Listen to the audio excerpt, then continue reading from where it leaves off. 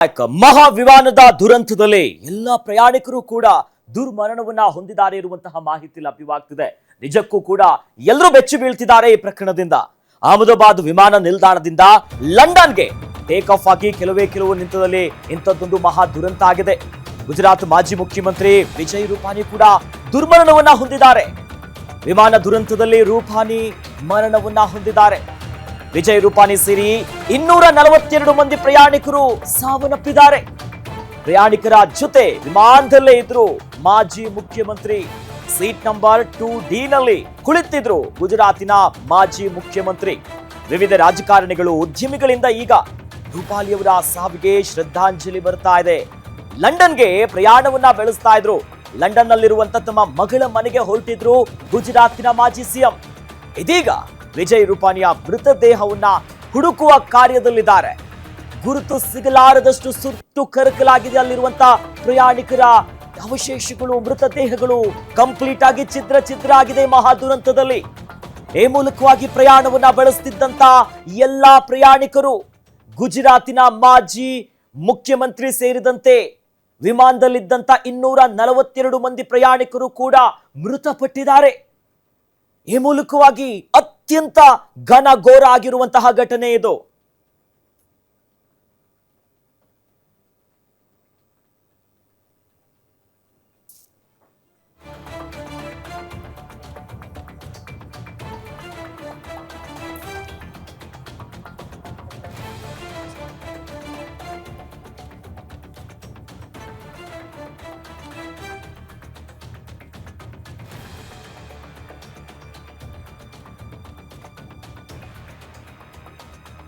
ಅಹಮದಾಬಾದಿನ ಈ ಮಹಾ ದುರಂತದಲ್ಲಿ ಗುಜರಾತಿನ ಮಾಜಿ ಮುಖ್ಯಮಂತ್ರಿ ಸೇರಿದಂತೆ 242 ಮಂದಿ ಎಲ್ಲರೂ ಕೂಡ ಮೃತಪಟ್ಟಿದ್ದಾರೆ. ಸದ್ಯ ಗಮನಿಸ್ತಾ ಇದ್ದೀವಿ ಇಲ್ಲಿ ಯಾವ ರೀತಿಯಾದಂತ ದುರಂತ ಆಯ್ತು. ಈ ಮಹಾ ದುರಂತಕ್ಕೆ ಏನು ಕಾರಣ ಅಂತ ನಾವು ನೋಡ್ತಾ ಹೋಗೋದಾದ್ರೆ, ಈ ದುರಂತಕ್ಕೆ ಏನು ಕಾರಣ ಆಗಿರಬಹುದು, ಯಾವ ವೈಫಲ್ಯದಿಂದ ಇಂಥದ್ದೊಂದು ಮಹಾ ದುರಂತ ಆಯ್ತು ಅಂತ ನೋಡ್ತಾ ಹೋಗೋದಾದ್ರೆ, ಅಹಮದಾಬಾದ್ ದುರಂತಕ್ಕೆ ಇದೇ ನೋಡಿ ಹಲವು ಕಾರಣಗಳು. ಪ್ರಮುಖವಾಗಿ 4 ಕಾರಣಗಳು ಈ ಮಹಾ ದುರಂತಕ್ಕೆ ಸಾಕ್ಷಿಯಾಗಿದೆ. ಆ 4 ಕಾರಣಗಳು ಯಾವುದು? ಇಂಥ ಘನಘೋರವಾಗಿರುವಂತ ಕೃತ್ಯ ಆಗಿದೆ, ಸಾವುಗಳಾಗಿದೆ, ಎಲ್ಲರೂ ಕೂಡ ಮೃತಪಟ್ಟಿದ್ದಾರೆ. ಕಾರಣ ಒಂದನ್ನ ನೋಡ್ತಾ ಹೋಗೋದಾದ್ರೆ, ವಿಮಾನದ ಎಂಜಿನ್ಗೆ ಹಕ್ಕಿ ಬಡಿದಿರುವಂತಹ ಸಾಧ್ಯತೆ ಇರುತ್ತೆ. ಯಾವಾಗ ಟೇಕ್ ಆಫ್ ಆಗುತ್ತಲ್ಲ ಆ ಸಂದರ್ಭದಲ್ಲಿ ಮುಂದೆ ಕಾಕ್ಪಿಟ್, ನಾವೇನು ನೋಸ್ ಅಂತ ಕರಿತೀವಲ್ಲ, ವಿಮಾನದ ಮುಂಭಾಗದಲ್ಲಿರೋದು, ಆ ಸಂದರ್ಭದಲ್ಲಿ ಹಕ್ಕಿ ಬಡಿದಿರುವಂತ ಚಾನ್ಸಸ್ ಇರುತ್ತೆ. ಮತ್ತೊಂದು, ಎಂಜಿನ್ ನಲ್ಲಿ ಆಟೋಮೇಷನ್ ಸಮಸ್ಯೆ ಆಗಿರುವಂತ ಸಾಧ್ಯತೆ ಇರುತ್ತೆ. ತಾಂತ್ರಿಕವಾಗಿ ಎಂಜಿನ್ ನಲ್ಲಿ ಸಮಸ್ಯೆ ಆಗಿರುವಂತಹ ಹೊತ್ತಿನಲ್ಲಿ ಇಂಥದ್ದೊಂದು ಅವಘಡ ದುರಂತಗಳಾಗುತ್ತೆ. ಮೂರನೇ ಕಾರಣ ಅಂತಂದ್ರೆ, ವಿಮಾನದ ಎಂಜಿನ್ ನಲ್ಲಿ ಸಮಸ್ಯೆ ಉಂಟಾಗುವಂತ ಸಾಧ್ಯತಾ ಜೀವ ಅಂತಾನೆ ಹೇಳ್ಬೋದು ಒಂದು ವಿಮಾನಕ್ಕೆ. ಅಲ್ಲಿನ ಎಂಜಿನ್ ಅಲ್ಲಿ ಟೆಕ್ನಿಕಲಿ ಸಮಸ್ಯೆ ಆದಾಗ, ತಾಂತ್ರಿಕ ದೋಷ ಆದಾಗ ಇಂಥ ದುರಂತಗಳಾಗುತ್ತೆ. 4ನೇ ಕಾರಣ ಯಾವುದು ಅಂತ ನೋಡ್ತಾ ಹೋಗೋದಾದ್ರೆ, ಎಂಜಿನ್ ಫ್ಯಾನ್ ಒಳಗೆ ಹಕ್ಕಿ ಸಿಕ್ಕಾಕೊಂಡಿರುವಂತ ಸಾಧ್ಯತೆ ಇದೆ. ಯಾವಾಗ ಟೇಕ್ ಆಫ್ ಆಗುತ್ತಲ್ಲ ಆ ಸಂದರ್ಭದಲ್ಲಿ, ಯಾಕಂದ್ರೆ ಕಡಿಮೆಯ ಲೆಂತ್ ಅಲ್ಲಿ ಇರ್ತವೆ, ಆಲ್ಟಿಟ್ಯೂಡ್ ಕಡಿಮೆ ಇರುತ್ತೆ, ಇಂಥ ಸಂದರ್ಭದಲ್ಲಿ ಅವಘಡಗಳಾಗುತ್ತೆ. ಸದ್ಯ ಪ್ರಮುಖ 4 ಕಾರಣಗಳನ್ನ ನಿಮ್ ಮುಂದೆ ಇಟ್ಟಿದ್ದೀವಿ. ಬಹಳ ಪ್ರಮುಖವಾಗಿ ಅಹಮದಾಬಾದ್ ದುರಂತಕ್ಕೆ ಇವೇ ನೋಡಿ ಹಲವು ಕಾರಣಗಳು. ಈ ಕಾರಣಗಳನ್ನ ಗಮನಿಸ್ತಾ ಇದ್ರೆ ಹೀಗೆ ಆಗಿಬಿಡುತ್ತೆ. ಯಾಕಂದ್ರೆ ಪೈಲಟ್ ಮೇಡೆ ಅಂತ ಹೇಳ್ತಾರೆ, ಅಂದ್ರೆ ಕಟ್ಟ ಕಡಿಯಾದು ಎಮರ್ಜೆನ್ಸಿ ATC ಇಂದ ಇನ್ಫಾರ್ಮೇಶನ್ಸ್ ಬಂದು ಮತ್ತೊಂದು ಗೈಡೆನ್ಸ್ ಹೋಗೋಕ್ಕಿಂತ ಮುನ್ನವೇ ಮಹಾ ದುರಂತ ಆಗಿಬಿಟ್ಟಿದೆ. ವಿಮಾನದ ಇಂಜಿನ್ಗೆ ಹಕ್ಕಿ ಬಡಿದಿರುವಂತ ಸಾಧ್ಯತೆ ಕೂಡ ಇದೆ. ಇನ್ನೇನು, ಯಾಕಂದ್ರೆ ರನ್ವೇ ಇಂದ ಟೇಕ್ ಆಫ್ ಆಗಿ ಕೆಲವು ನಿಮಿಷ ಆ ಹೊತ್ತಲ್ಲೇ ಮಹಾ ದುರಂತ ಆಗಿದೆ. ಬಂದಿರಬಹುದು ಸಾಧ್ಯತೆಗಳಿದೆ. ಯಾಕಂದ್ರೆ ಅನೇಕ ಅವಘಡಗಳಲ್ಲಿ ಇದೇ ರೀತಿಯಾದಂತಹ ಘಟನೆಗಳಾಗಿದೆ. ಎಂಜಿನ್ ನಲ್ಲಿ ಆಟೋಮೇಷನ್ ಸಮಸ್ಯೆ ಆಗಿರುವಂತ ಸಾಧ್ಯತೆ ಬಹಳ ಪ್ರಮುಖವಾಗಿ. ಯಾವಾಗ ಹೊರಡೋಕ್ಕಿಂತ ಮುನ್ನವೇ ಗಂಟೆಗಳ ಮೊದಲೇ ಎಲ್ಲಾ ರೀತಿ ಪರಿಶೀಲನೆ ಆಗುತ್ತೆ, ಇನ್ವೆಸ್ಟಿಗೇಟ್ ಮಾಡ್ತಾರೆ, ಟೆಕ್ನಿಕಲಿ ಏನೇನು ಸಮಸ್ಯೆ ಆಗಿದೆ ಅನ್ನೋದಕ್ಕೆ ಪರಿಶೀಲನೆ ಆಗುತ್ತೆ. ಬಟ್ ಅದು ವಿಫಲ ಆದಂತಹ ಸಂದರ್ಭದಲ್ಲಿ ಅಥವಾ ಟೆಕ್ನಿಕಲಿ ಅಲ್ಲಿ ಸಮಸ್ಯೆ ಆದಾಗ ಇಂಥದ್ದೊಂದು ಘನಘೋರ ಘಟನೆ ನಡೆಯುತ್ತೆ. ವಿಮಾನದ ಎಂಜಿನ್ ನಲ್ಲಿ ಸಮಸ್ಯೆ ಉಂಟಾಗಿರುವಂತ ಸಾಧ್ಯತೆ, ಜೊತೆಯಲ್ಲಿ ಎಂಜಿನ್ ನ ಫ್ಯಾನ್ ಒಳಗಡೆ ಈ ಹಕ್ಕಿ ಬಡದಂತ ಸಂದರ್ಭದಲ್ಲಿ ಹೋಗಿ ತಗ್ಲಾಕೊಂಡ್ಬಿಡುತ್ತೆ, ಸುತ್ತುತ್ತೆ. ಆಗ ಮಹತ್ವದ ಸಮಸ್ಯೆಗಳು ಅಲ್ಲೇ ಉದ್ಭವ ಆಗೋದು. ಈ ಪ್ರಮುಖ 4 ಕಾರಣಗಳನ್ನ ನೋಡ್ತಾ ಇದ್ದೀವಿ ನಾವು ಈ ಮಹಾ ದುರಂತಕ್ಕೆ. ಈಗಾಗಲೇ ಪ್ರಯಾಣ ಮಾಡ್ತಿದ್ದಂತ ಎಲ್ಲರೂ 242 ಮಂದಿ ಪ್ರಯಾಣಿಕರು ಪ್ರಯಾಣ ಬೆಳೆಸ್ತಿದ್ರು ಲಂಡನ್ಗೆ. ಆಗ ಎಲ್ಲರೂ ಕೂಡ ಸಾವನ್ನಪ್ಪಿದ್ದಾರೆ. ಮನುಷ್ಯ ಈ ವಿಚಾರ ಹೇಳೋದಕ್ಕೂ ಕೂಡ ಜೀವ ನಡುಗುತ್ತಾ ಇದೆ. ಮಹಾ ದುರಂತ. ಆ ಮೂಲಕವಾಗಿ ಗುಜರಾತಿನ ಮಾಜಿ ಮುಖ್ಯಮಂತ್ರಿ ಸೇರಿ ಪ್ರಯಾಣ ಮಾಡ್ತಿದ್ದಂತ ಎಲ್ಲರೂ ವಿದೇಶಿ ಪ್ರಯಾಣಿಕರು ಇದ್ರು. ಯಾಕಂದ್ರೆ ಲಂಡನ್ಗೆ ಹೋಗ್ತಿತ್ತು.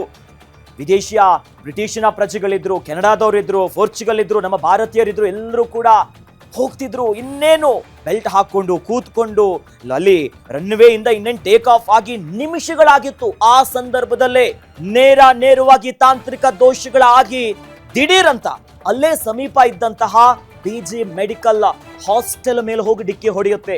ಎರಡೆರಡು ಬಿಲ್ಡಿಂಗ್ ಮೇಲೆ ಡಿಕ್ಕಿ ಹೊಡೆದು ಬಿಡುತ್ತೆ.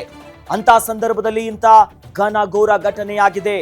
ಒಂದು ಕಡೆ ಈ ಫ್ಲೈಟ್ ಅಲ್ಲಿ ಇದ್ದಂಥವ್ರು ಮೃತಪಟ್ಟಿರೋದು ಒಂದ್ ಕಡೆ ಆದ್ರೆ, ಮತ್ತೊಂದ್ ಕಡೆ ಈ ಹಾಸ್ಟೆಲ್ಗೆ ನುಗ್ಗಿದೆಯಲ್ಲ, ಹಾಸ್ಟೆಲ್ ನಲ್ಲೂ ಕೂಡ ಮಹತ್ವದ ಅವಾಂತರಗಳಾಗಿದೆ. ಹಾಸ್ಟೆಲ್ ನಲ್ಲಿ ಊಟ ಮಾಡುವಂತ ಸಂದರ್ಭ ಸುಮಾರು 1:30 ಇಂದ 2 ಗಂಟೆ ಸಂದರ್ಭದಲ್ಲಿ ಆಗಿರೋದು. ಅಲ್ಲೂ ಕೂಡ ಇಂಥದ್ದೇ ಮಹತ್ವದ ದುರಂತ ಆಗಿದೆ. ನಿಜಕ್ಕೂ ಕರಾಳ ದಿನ ಇದು. ಯಾಕೆ ಈ ರೀತಿ ಆಯ್ತು? ಈ ಹಿಂದೆಯೂ ಕೂಡ ಸೇಮ್ ಬೋಯಿಂಗ್ ವಿಮಾನಕ್ಕೆ ಕೆಲವೊಂದು ಅವಾಂತರಗಳ ಮುನ್ಸೂಚನೆ ಸಿಕ್ಕಿತ್ತು. ಬಟ್ ದುರಂತ ಆಗಿಬಿಟ್ಟಿದೆ. ನಾವು ನೋಡ್ತಾ ಇದ್ವಿ. ಈ ವಿಮಾನದ ದುರಂತಕ್ಕೆ ಏನು ಪ್ರಮುಖ ಕಾರಣ ಅಂತಂದ್ರೆ ಇದೇ 4 ಪ್ರಮುಖ ಕಾರಣಗಳು. ಇಂಥ ಸಂದರ್ಭದಲ್ಲಿ ಇಲ್ಲೇ ಅವಘಡಗಳಾದಂಥ ಸಂದರ್ಭದಲ್ಲೇ ಈ ರೀತಿಯಾಗಿ ಅಲ್ಲಿ ಟೆಕ್ನಿಕಾಲಿಟಿ ಆಗಿ ಫೇಲ್ ಆಗಿ ಕೆಳಕ್ಕೆ ಬಂದು ಅಪ್ಪಳಿಸಿ ದುರಂತಗಳು ಸಂಭವಿಸುವಂಥದ್ದು. ಮೊದಲಿಗೆ ಇಂಜಿನ್ಗೆ ಹಕ್ಕಿ ಹೊಡೆಯೋದು. ಯಾಕಂದ್ರೆ ಇನ್ನೇನು ಟೇಕ್ ಆಫ್ ಆಗ್ತಿರ್ತಾರೆ, ಹಕ್ಕಿಗಳು ಕೂಡ ಅದೇ ಸಾಮರ್ಥ್ಯವಾಗಿ ಹಾರಾಡ್ತಿರ್ತಾರೆ. ಆಗ ದಿಢೀರಂತ ವಿಮಾನದ ನೋಸ್ಗೆ ಕಾಕ್ಪಿಟ್ ಬಂದು ಹೊಡೆದಂತ ಸಂದರ್ಭದಲ್ಲಿ ಅವಘಡ ಆಗತ್ತೆ.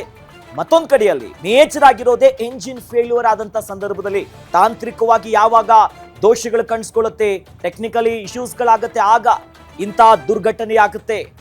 ಅದರ ಜೊತೆಯಲ್ಲಿ ಈ ಆಟೋಮೇಷನ್ ಫೇಲ್ ಆದಂತ ಸಂದರ್ಭದಲ್ಲೂ ಕೂಡ ಆಗುತ್ತೆ. ಮತ್ತೊಂದು ಕಡೆಯಲ್ಲಿ ವಿಮಾನದ ಫ್ಯಾನ್ಗೆ ಯಾವಾಗ ಈ ಹಕ್ಕಿಗಳು ಬಂದು ಸಿಲುಕೊಳ್ಳುತ್ತೆ, ಆಗ ಅಲ್ಲಿ ಇಂಥದ್ದೇ ಅಚಾತುರ್ಯಗಳಾಗುತ್ತೆ. ಆಗ ದುರ್ಮರಣ ಹೊಂದೋದು. ಇವಿಷ್ಟು ಅಹಮದಾಬಾದ್ನಲ್ಲಾಗಿರುವಂತ ವಿಮಾನದ ದುರಂತಕ್ಕಿರುವಂತ 4 ಪ್ರಮುಖ ಕಾರಣಗಳು. ಈ ಕಾರಣಗಳಿಂದಾಗಿನೇ ಅಲ್ಲಿ ಅಂತ ಸಾಮರ್ಥ್ಯವಾದಂತ ಇಂಥ ಅವಘಡ ಆಗಿರೋದು. ಯಾಕಂದ್ರೆ ಪೈಲಟ್ ಹಾಗೂ ಕೋ ಪೈಲಟ್ ಬಹಳಷ್ಟು ಅನುಭವಿಯನ್ನ ಹೊಂದಿದ್ದಾರೆ. ಹೈಯೆಸ್ಟ್ 8,000ಕ್ಕೂ ಹೆಚ್ಚು ಫ್ಲೈಯಿಂಗ್ ಹವರ್ಸ್ ಮಾಡಿರುವಂತ ಅನುಭವ ಅವ್ರಿಗಿದೆ. ಬಟ್ ಯಾವಾಗ ಟೆಕ್ನಿಕಲಿ ಅಥವಾ ಅವ್ರು ನಿರೀಕ್ಷೆ ಮಾಡದೇ ಇರುವಂತ ಇಂಥ ವಿಚಾರಗಳಾದಾಗ್ಲೇನೆ ಗೊತ್ತಾಗೋದು. ಜೊತೆಯಲ್ಲಿ ಬಹಳ ಪ್ರಮುಖವಾಗಿ ಗಮನಿಸಬೇಕಾಗಿರೋದು ಯಾವಾಗ ಬ್ಲ್ಯಾಕ್ ಬಾಕ್ಸ್ ಸಿಗುತ್ತೆ. ಯಾಕಂದ್ರೆ ಈಗಷ್ಟೇ ಕಾರ್ಯಾಚರಣೆ ಆಗ್ತಿದೆ, ಆಗ ಗೊತ್ತಾಗುತ್ತೆ ಏನ್ ಫೇಲ್ ಆಯ್ತು. ಇನ್ವೆಸ್ಟಿಗೇಷನ್ ಮಾಡೋದಕ್ಕೆ ಇವೆಲ್ಲ ವಿಚಾರಗಳು ಕೂಡ ಹೆಲ್ಪ್ ಆಗ್ತಾ ಹೋಗುತ್ತೆ. ಇನ್ನು ಬಹಳ ಪ್ರಮುಖವಾಗಿ ನಾವಿಲ್ಲಿ ಗಮನಿಸೋದಂತಂದ್ರೆ ಇಲ್ಲಿ ವಿಮಾನದ ಕೆಪಾಸಿಟಿ ಏನಿತ್ತು, ಯಾವ ರೀತಿಯಾಗಿ ಆಗಿತ್ತು ಅಂತ ನೋಡಿದ್ ಹೋದ್ರೆ ಸಾಮರ್ಥ್ಯ ಎಷ್ಟಿತ್ತು ಅಂತಂದ್ರೆ ವಿಮಾನಗಳು ಹೊಂದಿರುವಂತ ಇಂಧನ ಸಾಮರ್ಥ್ಯ ಎಷ್ಟು ಅನ್ನೋ ಪ್ರಶ್ನೆ ಸಾಮಾನ್ಯವಾಗಿ ಮೂಡುತ್ತೆ. ಯಾಕಂದ್ರೆ ಡಿಕ್ಕಿ ಹೊಡೆದಂತ ಸಂದರ್ಭದಲ್ಲಿ ದಗದಗನೆ ಹೊತ್ತಿ ಉರಿಯಿತು ಬೆಂಕಿ. ಹೊಗೆ ದಟ್ಟುವಾಗ ಆವರಿಸಿಕೊಂಡಿತ್ತು. ಏರ್ ಇಂಡಿಯಾ ವಿಮಾನದ್ದು 1 ಲಕ್ಷ ಲೀಟರ್ ಇಂಧನದ ಸಾಮರ್ಥ್ಯ ಇದೆ. ದುರಂತ ಆಯ್ತಲ್ಲ ಏರ್ ಇಂಡಿಯಾ ವಿಮಾನದ್ದು, ಬೋಯಿಂಗ್ ವಿಮಾನ, ಇದರ ಸಾಮರ್ಥ್ಯ 1 ಲಕ್ಷ ಲೀಟರ್ ಸಾಮರ್ಥ್ಯ ಇದೆ. ಪತನಗೊಂಡ ಈ ವಿಮಾನದಲ್ಲಿ ಇದ್ದಿದ್ದು ಎಷ್ಟು ಲೀಟರ್ ಇಂಧನ ಗೊತ್ತಾ? ಎಷ್ಟಿರ್ಬೋದು ಸಾಮರ್ಥ್ಯ? 1 ಲಕ್ಷದಿದೆ. ಹಾಗಾದ್ರೆ ಈಗ ಪತನ ಆಗಿರುವಂತಹ ವಿಮಾನದ ಫ್ಯೂಯಲ್ ಕೆಪಾಸಿಟಿ, ಅದರ ಸಾಮರ್ಥ್ಯ ಎಷ್ಟು ಅಂತ ನೋಡ್ತಾ ಹೋಗೋದಾದ್ರೆ ಹಾರಾಡುವಂತ ಸಮಯದಲ್ಲಿ 70,000 ಲೀಟರ್ ಫ್ಯೂಯಲ್ ಇರುತ್ತೆ. ಬರೋಬ್ಬರಿ 70,000 ಫ್ಯೂಯಲ್ ಇರುತ್ತೆ. ಸಾಮರ್ಥ್ಯ ನೋಡಿ. ನಮ್ಗೆಲ್ಲ ಗೊತ್ತು, ಸಣ್ಣ ಇಶ್ಯೂ ಆದ್ರೂ ಕೂಡ ಬೆಂಕಿ ಹೊತ್ತಿ ಉರಿಯುತ್ತೆ. 1 ಗಂಟೆಯ ಪ್ರಯಾಣಕ್ಕೆ ಬೇಕು 5 ರಿಂದ 6 ಲೀಟರ್ ಇಂಧನ. ಅದರ ಕೆಪಾಸಿಟಿ ನಾವು ನೋಡ್ತಾ ಇದ್ದೀವಿ. 1 ಗಂಟೆ ಫ್ಲೈಟ್ ಟ್ರಾವೆಲಿಂಗ್, ಅದರ ನಾವು ಕನ್ನಡ ನಾರ್ಮಲ್ ಬೈಕಲ್ಲಿ ನೋಡ್ತೀವಲ್ಲ, ಇವಾಗ ಮೈಲೇಜ್ ಎಷ್ಟು ಅಂತೀವಲ್ಲ, ಅದೇ ರೀತಿಯಾಗಿ ನಾವು ಗಮನಿಸ್ತಾ ಹೋಗೋದಾದ್ರೆ ಫ್ಲೈಟಿನ ಸಾಮರ್ಥ್ಯ ನೋಡಿ. 300 ಜನರು ಪ್ರಯಾಣಿಸಬಹುದಾದಂತಹ ಸಾಮರ್ಥ್ಯ ಹೊಂದಿದ್ದಂತ ವಿಮಾನ ಇದು. ಬಟ್ ಇದರಲ್ಲಿ ಇವತ್ತು ಎಲ್ಲಾರನ್ನು ಸೇರಿ 242 ಮಂದಿ ಪ್ರಯಾಣ ಬೆಳೆಸ್ತಿದ್ರು. ಎಲ್ಲರೂ ಕೂಡ ದುರ್ಮರಣ ಹೊಂದಿದ್ದಾರೆ. ಆ ನಿಟ್ಟಿನಲ್ಲಿ ಬೆಂಕಿ ಆವರಿಸ್ಕೊಳ್ತಲ್ಲ, ಇದರ ಫ್ಯೂಯಲ್ ಎಷ್ಟಿತ್ತು, ಅದರ ಕೆಪಾಸಿಟಿ ಎಷ್ಟು ಅಂತ ನೋಡ್ತಾ ಹೋಗೋದಾದ್ರೆ ಏರ್ ಇಂಡಿಯಾದು 1 ಲಕ್ಷ ಲೀಟರ್ ಸಾಮರ್ಥ್ಯವನ್ನ ಹೊಂದಿದೆ. ಯಾಕಂದ್ರೆ 8 ಗಂಟೆಯ ಸುದೀರ್ಘವಾಗಿರುವಂತ ಜರ್ನಿ ಇತ್ತು. ಯಾಕಂದ್ರೆ ಅಹಮದಾಬಾದ್, ಗುಜರಾತಿನ ಅಹಮದಾಬಾದ್ ಇಂದ ನೇರವಾಗಿ ಲಂಡನ್ ಪ್ರಯಾಣ ಮಾಡ್ತಿದ್ದಂತ ವಿಮಾನ ಇದು. ರನ್ವೇಯಿಂದ ಟೇಕ್ ಆಫ್ ಆಗ್ತಿದ್ದಂತೆ ದುರ್ಘಟನೆಯಾಗಿದೆ. ಪತನಗೊಂಡಿರುವಂತ ಈ ಫ್ಲೈಟ್ ಅಲ್ಲಿ ಎಷ್ಟು ಸಾಮರ್ಥ್ಯ ಇತ್ತು, ಯಾವ ರೀತಿಯಾಗಿತ್ತು ಅಂತ ನೋಡ್ತಾ ಹೋಗುದಾದ್ರೆ ಬಹಳ ಪ್ರಮುಖವಾಗಲಿ. ಈಗಾಗಲೇ ಏನು ಅವಘಡ ಆಗಿದೆ, ಬೆಂಕಿ ಹೊತ್ಕೊಂಡಿದೆ, ಎಲ್ಲ ಶವಗಳು ಛಿದ್ರ ಆಗ್ಬಿಟ್ಟಿದೆಯಲ್ಲ. ಹಾರಾಡುವಂತ ಸಮಯದಲ್ಲಿ 70,000 ಲೀಟರ್ ಫ್ಯೂಯಲ್ ಇರುತ್ತೆ. 70,000, ಐ ರಿಪೀಟ್ 70,000 ನೋಡಿ. ಯಾಕಂದ್ರೆ ವಿಮಾನ ನಾವು ನಾರ್ಮಲ್ ಬೈಕಿಗೆ ಅಷ್ಟೊಂದು ಸಾಮರ್ಥ್ಯ ಇರುತ್ತೆ, ವಿಮಾನಕ್ಕೆ ನೋಡಿ ಇಷ್ಟಿರುವಂತ ಸಂದರ್ಭದಲ್ಲಿ ಸಣ್ಣ ಅಚಾತುರ್ಯ ಆದ್ರೂ ಕೂಡ ಅವಘಡನೆ ಆಗೋದು. 1 ಗಂಟೆಯ ಪ್ರಯಾಣಕ್ಕೆ ಬೇಕು 5 ರಿಂದ 6 ಲೀಟರ್ ಇಂಧನ. ಒಂದೇ 1 ಗಂಟೆಯ ಪ್ರಯಾಣಕ್ಕೆ ಬೇಕಾಗಿರೋದು ಆ ಮೂಲಕವಾಗಿ 5 ರಿಂದ 6 ಸಾವಿರ ಲೀಟರ್ಗಳಷ್ಟು ಬೇಕಾಗುತ್ತೆ. 300 ಜನರು ಪ್ರಯಾಣಿಸಬಹುದಂತ ಸಾಮರ್ಥ್ಯ ಹೊಂದಿದ್ದಂತ ವಿಮಾನ ಇದು. ಇದರಲ್ಲಿ ಇಂಥದ್ದೊಂದು ಅವಘಡ ಆಗಿರುತ್ತೆ. ಆ ಮೂಲಕವಾಗಿ 1 ಗಂಟೆಗೆ 5 ರಿಂದ 6 ಸಾವಿರ ಲೀಟರ್ ಬೇಕಾಗುತ್ತೆ. ಇದು ಫ್ಯೂಯಲ್ ವೆಚ್ಚ ಆಗತ್ತಲ್ಲಿ ಅಷ್ಟು ಸಾಮರ್ಥ್ಯವನ್ನ ಹೊಂದಿದೆ. ಅಂತ ಮಹಾ ಅಚಾತುರ್ಯ ಆಗಿದೆ ನೋಡಿ, ಹೇಗೆಲ್ಲ ಆಗಿದೆ. ಯಾಕಂದ್ರೆ ಆ ಸಂದರ್ಭದಲ್ಲಿ ಮೇಡೆ ಅನ್ನೋದಾಗ ಅನೌನ್ಸ್ ಮಾಡ್ತಾರೆ, ATCಗೆ ಕನೆಕ್ಟ್ ಮಾಡಿ. ಅಲ್ಲಿಂದ ಒಂದಷ್ಟು ಫೀಡ್ಬ್ಯಾಕ್ಗಳು ಹೇಗೆ ಮಾಡಬೇಕು, ಯಾಕಂದ್ರೆ ಮೇಡೆ ಅಂತ ಕರೆಯುವಂಥದ್ದೇ ಕಟ್ಟ ಕಡೆಯದಾಗಿರುತ್ತೆ, ಎಮರ್ಜೆನ್ಸಿ, ಇನ್ನೇನು ಮಾಡ್ಕೊಳಕ್ ಆಗಲ್ಲ ಅಂತ. ಬಟ್ ಅಲ್ಲಿಂದ ಮತ್ತೊಂದಿಷ್ಟು ಫೀಡ್ಬ್ಯಾಕ್ ಬಂದು, ಗೈಡೆನ್ಸ್ ಬಂದು, ಇನ್ನೇನು ಮಾಡೋಷ್ಟರಲ್ಲೇ ನೆಲ ಕಪ್ಪಳಿಸಿದೆ. ಅದು ಕೂಡ ಕಟ್ಟಡದ ಮೇಲೆ ಬಿದ್ದಿದೆ, ಹಾಸ್ಟೆಲ್ ಕಟ್ಟಡದ ಮೇಲೆ ಬಿದ್ದು ಅಲ್ಲೂ ಕೂಡ ಅಚಾತುರ್ಯ ಆಗಿದೆ. ಸಾವು ನೋವಿನ ವಿಚಾರಗಳು ಕೂಡ ಈಗ ಗೊತ್ತಾಗ್ತಿರುವಂಥದ್ದು. ಈ ನಿಟ್ಟಿನಲ್ಲಿ ಫ್ಯೂಯಲ್ ಕೂಡ ಮಹತ್ವದ ಪಾತ್ರ ಹೊಂದಿರುತ್ತೆ. ಈ ನಿಟ್ಟಿನಲ್ಲಿ ಹಾರಾಡುವಂತ ಸಮಯದಲ್ಲಿ 70,000 ಲೀಟರ್ ಫ್ಯೂಯಲ್ ಇರುತ್ತೆ. ಜಸ್ಟ್ 1 ಗಂಟೆಯ ಪ್ರಯಾಣಕ್ಕೆ 5 ರಿಂದ 6 ಸಾವಿರ ಲೀಟರ್ ಖರ್ಚಾಗುತ್ತೆ. ಇಷ್ಟೆಲ್ಲ ಇರುವಂತ ಸಂದರ್ಭದಲ್ಲಿ ಯಾಕೆ ಈ ಫ್ಲೈಟ್ ಪತನ ಆಗ್ತಿದ್ದಂತೆ ಬೆಂಕಿ ಕಾಣಿಸ್ಕೊಳ್ಳುತ್ತೆ? ಮತ್ತೊಂದು ನಾವು ಗಮನಿಸ್ಕೊಳ್ಬೇಕು. ಯಾಕಂದ್ರೆ 8 ಗಂಟೆಯ ಪ್ರಯಾಣಕ್ಕೆ ಫುಲ್ ಫ್ಲೆಸ್ಡ್ ಆಗಿನೇ ಫ್ಯೂಯಲ್ ತುಂಬಿಸಿರ್ತಾರೆ. ಸುದೀರ್ಘವಾಗಿರುವಂತ 8 ಗಂಟೆಯ ಪ್ರಯಾಣ. ಬಟ್ ಇಲ್ಲಿ ಪತನ ಆಗಿರೋದು ಮೇಲ್ಗಡೆ ಹೋಗ್ತಿರೋದಲ್ಲ, ಆ ಮೂಲಕವಾಗಿ ಜಸ್ಟ್ ಇನ್ನೇನು ಟೇಕ್ ಆಫ್ ಆಗಿ 2 ರಿಂದ 5 ನಿಮಿಷದ ಒಳಭಾಗದಲ್ಲೇ ಈ ರೀತಿಯಾದಂತ ಘಟನೆ ಆಗಿದೆ. 300 ಜನ ಸಾಮರ್ಥ್ಯ, ಪ್ರಯಾಣಿಸಬಹುದಾದಂತ ಸಾಮರ್ಥ್ಯ ಹೊಂದಿರುವಂತ ಫ್ಲೈಟ್ ಇದು. ಏರ್ ಇಂಡಿಯಾ ಫ್ಲೈಟ್ 300 ಜನ ಪ್ರಯಾಣ ಬಳಸಬಹುದು. ಬಟ್ ಇವತ್ತು ಇದ್ದಿದ್ರಲ್ಲಿ 242 ಎಲ್ಲರೂ ಕೂಡ ದುರ್ಮರಣವನ್ನ ಹೊಂದಿದ್ದಾರೆ ಈ ಅವಘಡದಲ್ಲಿ. ಈ ನಿಟ್ಟಿನಲ್ಲಿ ಗೊತ್ತಾಗುತ್ತಲ್ಲ ಅದರ ಸಾಮರ್ಥ್ಯ ಹಿಂಗಿದೆ, ಯಾವ ರೀತಿಯಾಗಿ ಆಯ್ತು, ಅದಕ್ಕೆ ಏನು ಕಾರಣಗಳಿರ್ಬೋದು ಟೆಕ್ನಿಕಲಿ. ಜೊತೆಲಿ ಹೊರಭಾಗದಿಂದ ಆಗ್ಲೇ ನಾವು ಹೇಳ್ತಾ ಇದ್ವಿ, ಹಕ್ಕಿ ಬಂದು ಡಿಕ್ಕಿ ಹೊಡೆದ್ರೆ ಏನ್ ಸಮಸ್ಯೆ ಆಗುತ್ತೆ, ಎಂಜಿನ್ ನಲ್ಲಿ ಆಟೋಮೇಷನ್ ಫೇಲ್ ಆದ್ರೆ ಏನ್ ಸಮಸ್ಯೆಗಳು ಕಾಡುತ್ತೆ, ಎಂಜಿನೇ ಫೇಲ್ ಆಗ್ಬಿಟ್ರೆ, ಜೊತೆಲಿ ಹಕ್ಕಿ ಬಂದ್ಬಿಟ್ಟು ಎಲ್ಲಾದ್ರೂ ಅದರ ಮುಂಭಾಗದಲ್ಲಿ ಹೊಡೆದ್ರೆ, ಸಿಕ್ಕಾಕೊಂಡ್ರೆ ಏನ್ ಆಗುತ್ತೆ ಅನ್ನೋದು. ಇವೆಲ್ಲ ಪ್ರಮುಖ ಕಾರಣಗಳೀಗ ಕಣ್ಣು ಮುಂದೆ ಇರೋದು. ಮುಂದಿನ ದಿನದಲ್ಲಿ ತನಿಖೆ ಆಗ್ತಿದ್ದಂತೆ ಎಲ್ಲಿ ಏನು ಫೇಲ್ ಆಯ್ತು, ಈ ಮಹಾ ದುರಂತಕ್ಕೆ ಯಾರು ಕಾರಣ, ಯಾರು ಫೇಲ್ ಆದ್ರು, ಯಾಕೆ ಹೀಗೆ ಆಯ್ತು. ಯಾಕಂದ್ರೆ ಈ ಹಿಂದೆಯೂ ಕೂಡ ಅನೇಕ ಬಾರಿ ಇದೇ ರೀತಿಯಾದಂತ ಸಮಸ್ಯೆ 2024ರಲ್ಲಿ ಸೇಮ್ ಏರ್ ಇಂಡಿಯಾ ಫ್ಲೈಟ್ ಇದೆ ತುರ್ತಾಗಿ ಭೂಸ್ಪರ್ಶವನ್ನ ಮಾಡಿತ್ತು ಹಲವು ಕಾರಣಗಳಿಂದಾಗಿ.